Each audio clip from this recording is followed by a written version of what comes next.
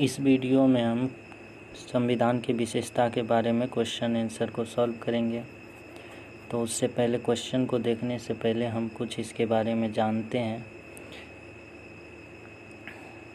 भारतीय इतिहास में 13 दिसंबर को 1946 में 13 दिसंबर 1946 को जवाहरलाल नेहरू द्वारा उद्देशिका प्रस्ताव संविधान सभा में लाया गया, जिसको 12 जनवरी 1947 को पास कर दिया गया।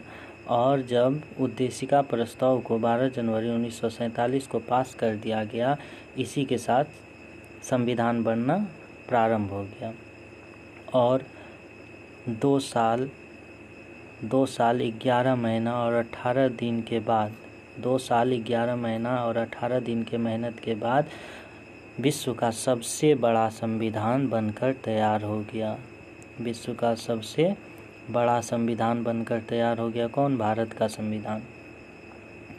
अब देखिए, भारत का संविधान न तो लचीला है और न ही कठोर है। कहने का मतलब भारत का संविधान नम्य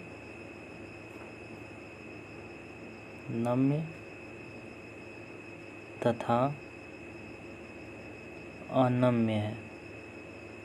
मतलब ना ही कठोर है और ना ही लचीला है। अब देखिए, दूसरा पॉइंट होता है क्या कि पहला हम बताए हैं कि भारत का संविधान विश्व का सबसे बड़ा संविधान है। उसके बाद यहाँ की संविधान का स्रोत आंतरिक एवं बाह्य दोनों है।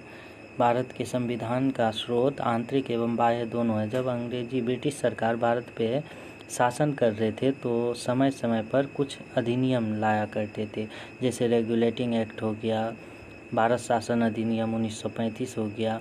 भारत शासन अधिनियम 1935 से हमारा संविधान बहुत अधिकतर प्रभावित है। तो ये आंतरिक स्रोत हो गए। और बाह्य स्रोत हो गए कि जब संविधान सभा का गठन हुआ तो अलग अलग देशों का संविधान से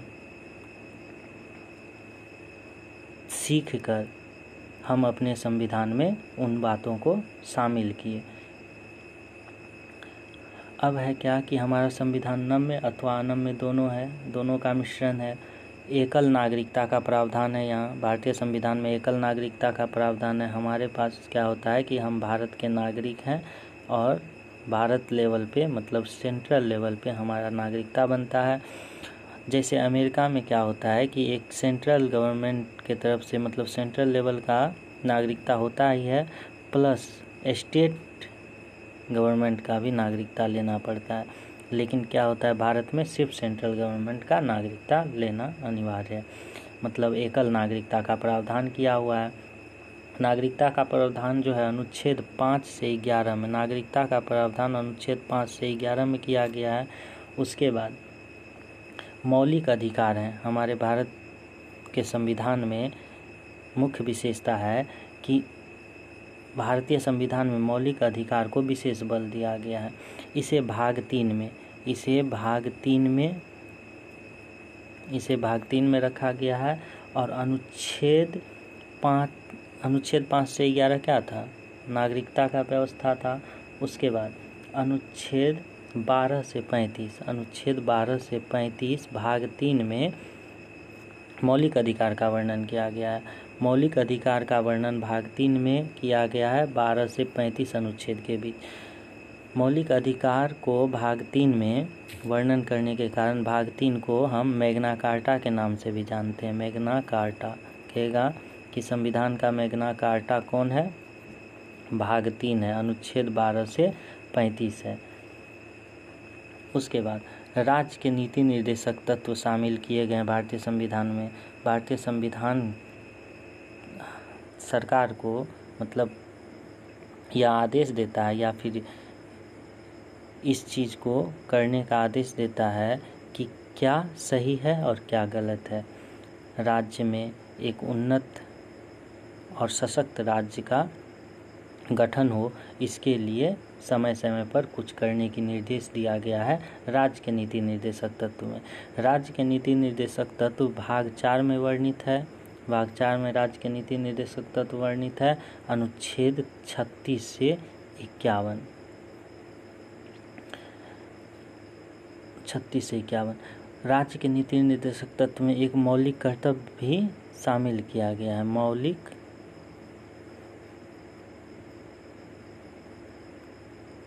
मौलिक कर्तव्य को शामिल किया गया है।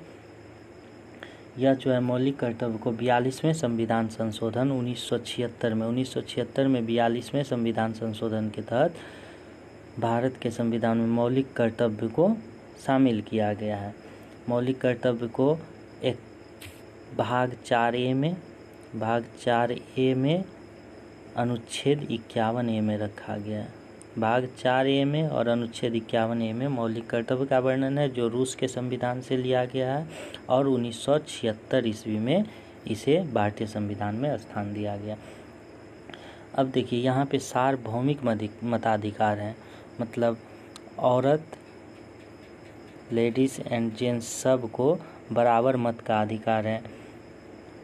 स्वतंत्र एवं निष्पक्ष न्यायपालिका का गठन किया गया है। यहाँ पे स्वतंत्र एवं निष्पक्ष न्यायपालिका, भारत का संविधान में न्यायपालिका को कार्यपालिका से स्वतंत्र रखा गया है। उसके बाद है संसदीय शासन प्रणाली की व्यवस्था की गई है। यहाँ संसदीय शासन प्रणाली चलती है और त्रिस्तरीय शासन है। त्रिस्तरीय शासन मतलब पहला हो गया सेंट्रल लेवल, दूसरा हो गया स्टेट लेवल, उसके बाद तीसरा हो गया पंचायत लेवल पे आता है। पंचायत लेवल, पंचायती राज व्यवस्था इसको कहते हैं, त्रिस्तरीय शासन का व्यवस्था है यहाँ। उसके बाद भारत का संविधान जो है पंथ निरपेक्ष है। पंथ निरपेक्ष मतलब यहाँ भारत का कोई भी अपना धर्म नहीं होगा या किसी विशेष धर्म को सपोर्ट नहीं करेगा। अब हम क्वेश्चन की ओर चलते हैं। पहला नंबर क्वेश्चन है कि विश्व का सबसे बड़ा लिखित एवं सर्वाधिक व्यापक संविधान किस देश का है? भारत का है। ब्रिटेन का जो है सबसे बड़ा है लेकिन अलिखित संविधान है, यह लिखा हुआ संविधान नहीं है। भारतीय संविधान कैसा है? न ही कठोर न ही लचीला। भारतीय संविधान क्या है कि न ही कठोर है और न ही लचीला है। अब देखिए इसको हम अंशतः कठोर और अंशतः लचीला कह सकते हैं। अंशतः कठोर मतलब हो गया थोड़ा लचीला और थोड़ा कठोर है। यह सही उत्तर होगा डी। भारत का संविधान किस प्रकार का है? नम्य और अनम्य दोनों हैं। भारत के संविधान नम्य एवं अनम्य है। उसके बाद कहा है कि भारत के संविधान में भारत को क्या माना गया है? भारत का संविधान में भारत को राज्यों का यूनियन माना गया है। भारत को राज्यों का यूनियन माना गया है। यह भाग 1 अनुच्छेद 1 और अनुसूची 1 में ये भाग 1 अनुच्छेद 1 और अनुसूची 1 ये तीनों जो है भारत के बारे में एवं उनके राज्य क्षेत्र के बारे में वर्णन है इन तीनों में। भारत एक धर्मनिरपेक्ष देश है, इसका तात्पर्य क्या है? भारत एक धर्मनिरपेक्ष देश है, इसका तात्पर्य यह है कि उसका राज्य स्तर पर कोई धर्म नहीं होगा। भारत का राज्य स्तर पर कोई अपना धर्म नहीं होगा, मतलब भारत जो है किसी विशेष धर्म को सपोर्ट नहीं करेगा। निम्नलिखित कथनों में कौन सही है? निम्नलिखित कथनों में कौन सही है? भारतीय संविधान अध्यक्षात्मक है। भारत एक नाम मात्र का राजतंत्र है। भारत एक कुलीन तंत्र है। भारत एक संसदनात्मक प्रजातंत्र है। ये होगा भारत एक संसदनात्मक प्रजातंत्र है। भारतीय संविधान के संबंध में कौन सा कथन सही है? यह एक मौलिक संविधान है। यह दूसरे देशों के संविधान से प्रभावित है। यह दूसरे देशों से संविधान के बिल्कुल नकल है, यह तो नहीं होगा। उपयुक्त सभी कथन गलत है। यह एक मौलिक संविधान है, ऐसा भी नहीं है। यह दूसरे देशों से के संविधान से प्रभावित है। प्रभावित मतलब हो गया कि उनकी अच्छी बातों को उसी के आधार पर यहाँ का संविधान बना है। निम्नलिखित में से कौन सा कथन सही है? भारत का संविधान में संसदीय पद्धति की सरकार की व्यवस्था करता है। भारतीय संविधान द्वारा स्वतंत्र न्यायपालिका की स्थापना की गई है। कौन सा कथन सही है? भारतीय संविधान भारत में विधि के शासन की व्यवस्था करता है। विधि के शासन की व्यवस्था करता है। उसके बाद करा है उपयुक्त सभी। उपयुक्त सभी होगा। क्या करा है? भारत का संविधान भारत में संसदीय पद्धति की सरकार की व्यवस्था करता है। संसदीय पद्धति चलता है भारत में। संविधान द्वारा स्वतंत्र न्यायपालिका, न्यायपालिका स्वतंत्र है। भारतीय संविधान भारत में विधि के शासन की व्यवस्था करता है। विधि के शासन की व्यवस्था करता है मतलब कानून को सर्वप्रमुख माना गया है। नेक्स्ट क्वेश्चन देखते हैं। Question number 9। क्वेश्चन नंबर 9 कहता है निम्नलिखित में से कौन सा कथन सही नहीं है? भारतीय संविधान सही नहीं है। भारतीय संविधान निर्मित, लिखित और सर्वाधिक व्यापक है, यह तो सही है। भारत का संविधान प्रभुत्व संपन्न, लोकतंत्रात्मक, पंथनिरपेक्ष तथा सामाजिक संविधान है, यह भी सही है। भारतीय संविधान में मूल अधिकारों को समाविष्ट किया गया। मौलिक अधिकार भारत के संविधान में है। संविधान के प्रवर्तन के समय से ही संविधान में मूल कर्तव्य शामिल है। मूल कर्तव्य मतलब प्रवर्तन के समय से नहीं है। यह 1976 में 42वें संविधान संशोधन के तहत जोड़ा गया था। निम्नलिखित में से कौन सा कथन सही है? अब कह रहा है कि कौन सा कथन सही है। भारतीय संविधान में कोई विदेशी संविधान के तत्वों का समावेश किया गया है। कई विदेशी तत्वों के संविधान का समावेश किया गया है। भारतीय संविधान एकल नागरिकता का प्रावधान करता है। यह तो सही है कि मतलब कई विदेशी संविधान के तत्वों को समावेश किया गया है। भारतीय संविधान एकल नागरिकता का प्रावधान करता है, यह भी सही है। भारतीय संविधान वयस्क मताधिकार की व्यवस्था करता है। वयस्क मताधिकार की व्यवस्था करता है। उपयुक्त सभी हो जाएंगे। भारत का संविधान है अत्यंत लचीला, अत्यंत कठोर, कठोर कम, लचीला अधिक, कठोर अधिक, लचीला कम। करा कठोर कम, लचीला अधिक, यह हो जाएगा। कठोर कम और लचीला अधिक है भारत के संविधान। भारतीय संविधान का स्वरूप किस प्रकार का है? भारतीय संविधान का स्वरूप किस प्रकार का है? एकात्मक, पूर्णतया संघात्मक, संरचना में संघात्मक, भावना में एकात्मक। संरचना में संघात्मक है, संघ की व्यवस्था की गई। अब देखिए, भारतीय संविधान भावना में एकात्मक है क्योंकि भावना में कैसे एकात्मक है भारतीय संविधान? केवल संसद को संवैधानिक संशोधन प्रक्रिया आरंभ करने का अधिकार है। संविधान में संशोधन केवल संसद कर सकता है, ये बात सही है। कुछ स्थितियों में संसद को राज्य के लिए कानून बनाने का अधिकार है। कुछ स्थितियों में संसद जो है राज्य के लिए कानून बना सकते हैं। अखिल भारतीय सेवाओं के कारण, यहाँ अखिल भारतीय सेवा हैं। उपयुक्त सभी। भावनात्मक है क्यों? एकात्मक है, भावना के में एकात्मक है। इन सभी कारणों से भारतीय संविधान के संदर्भ में कहा जाता है कि यह एक मौलिक संविधान है। ऐसा नहीं है। वकीलों का स्वर्ग है। विकासशील संविधान है, तानाशाही। भारतीय संविधान के संदर्भ में कहा जाता है कि यह वकीलों का स्वर्ग है। यह देख लीजिएगा, यह वकीलों का स्वर्ग है। अब क्वेश्चन नंबर 15। भारतीय संविधान पर सबसे अधिक प्रभाव किसका पड़ा है? भारतीय संविधान पर सबसे अधिक प्रभाव भारत शासन अधिनियम चला था 1935 में, इसका प्रभाव सर्वाधिक है। नेक्स्ट क्वेश्चन देखते हैं। Question number 16।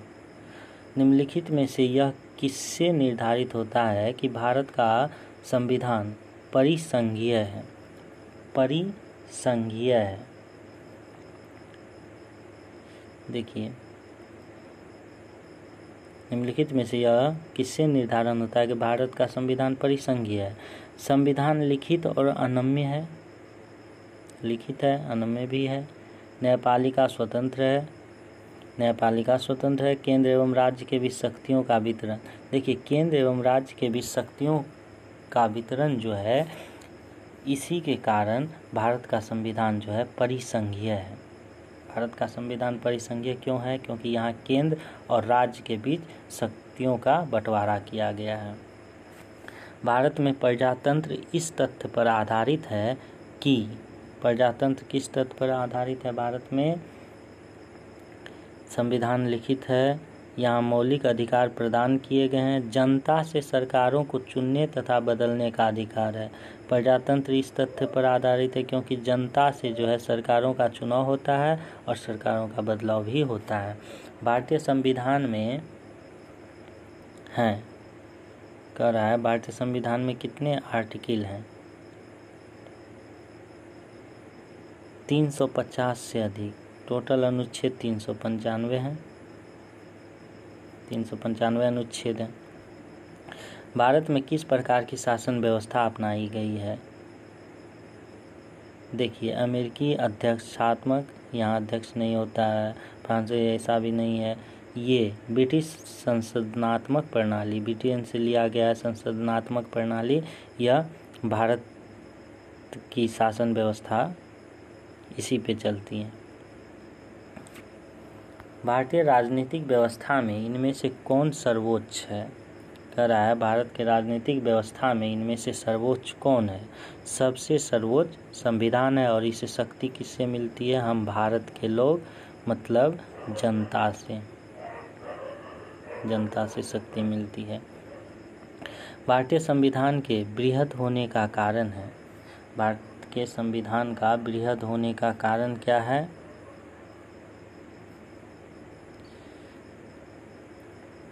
इनमें अनेक संविधानों के अनुभव समाविष्ट हैं। इनमें विस्तृत प्रशासकीय प्रावधान है। यह एक बड़े देश के शासन में संबंधित है। इनमें संघ तथा राज्य दोनों सरकारों का संविधान है। यह सही होगा क्योंकि भारतीय संविधान का बृहद होने का कारण यही है कि यहाँ संघ तथा राज्य दोनों सरकारों का संविधान इनमें समाहित है। भारतीय संविधान का अभिभावक कौन है? भारतीय संविधान का अभिभावक कौन है? सर्वोच्च न्यायालय है, सर्वोच्च न्यायालय। संविधान का रक्षक किसको, मतलब संविधान का रक्षा कौन करता है? सर्वोच्च न्यायालय। भारत में वयस्क मताधिकार की उम्र सीमा क्या है? भारत में वयस्क मताधिकार की उम्र सीमा क्या है? 18 वर्ष। 18 वर्ष के बाद जो है मत देने के लायक हो जाता है। भारतीय संघीय व्यवस्था की एक विशेषता है, देखिए दोहरी नागरिकता तो नहीं है यहाँ। संविधान की सर्वोच्चता, यह तो विशेषता है। केंद्र में संपूर्ण शक्ति, ऐसा भी नहीं है। शक्तियों का एकीकरण, यह भी नहीं है। बी नंबर आंसर हो जाएगा 24 का बी।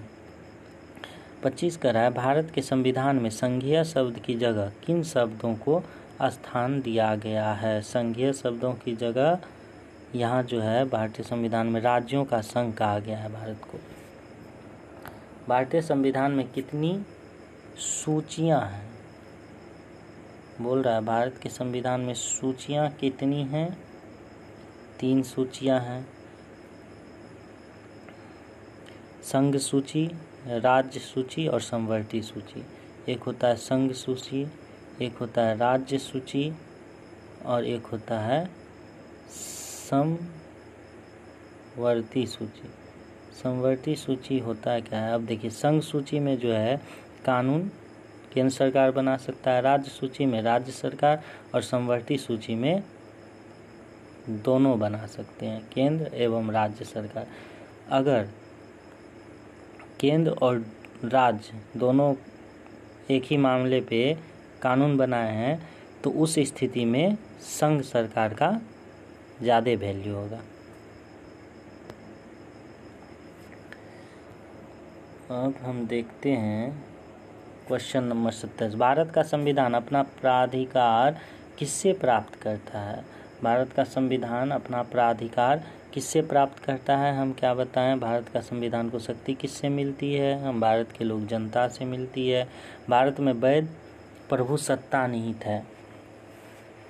भारत में वैध प्रभु सत्ता निहित है संविधान में, मतलब सबसे मजबूत यहाँ कौन है? पावरफुल संविधान है। और संविधान को शक्ति जनता से मिलती है। भारतीय संविधान की संरचना किस प्रकार है? भारतीय संविधान की संरचना किस प्रकार की है? अब देखिए, कुछ एकात्मक और कुछ कठोर है। अभिकथन करा, भारतीय संविधान मूलतः संघात्मक स्वरूप का है। भारतीय संविधान मूलतः संघात्मक स्वरूप का है। अनुच्छेद 352 में राज्यों में संवैधानिक तंत्र की विफलता के प्रावधान हैं।